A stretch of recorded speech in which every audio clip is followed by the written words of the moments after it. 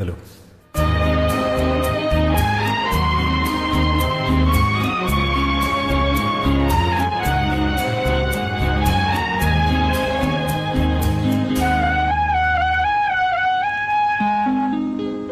இறைவன் என்றொரு கவிஞன், அவன் படைத்த கவிதை மனிதன்.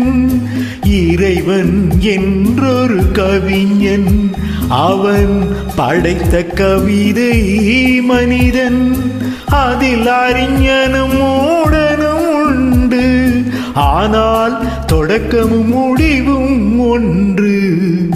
இறைவன் என்றொரு கவிஞன், அவன் படைத்த கவிதை மனிதன்.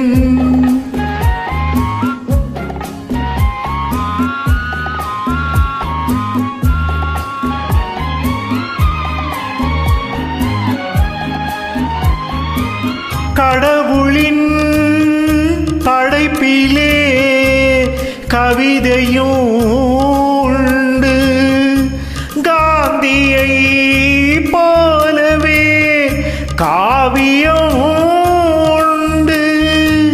முடிவு விளங்காத தொடர்கதை உண்டு, முடிக்க வேண்டும் என்று முடிப்பதும் உண்டு. இறைவன் என்றொரு கவிஞன், அவன் படைத்த கவிதை மனிதன்.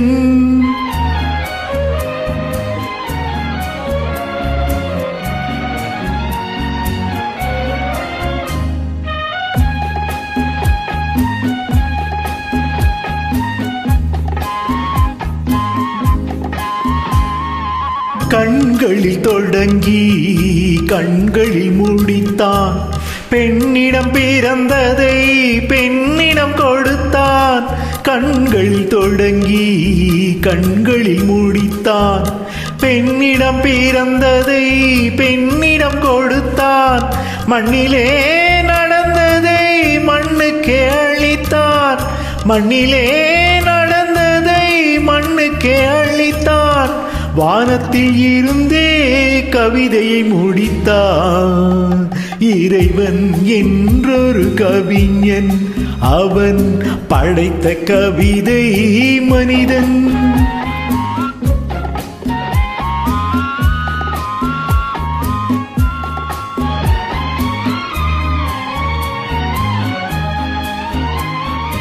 கருவில் இருந்தே கவிஞனின் பிறப்பு, காலத்தின் பரிசே கவிதையின் சிறப்பு.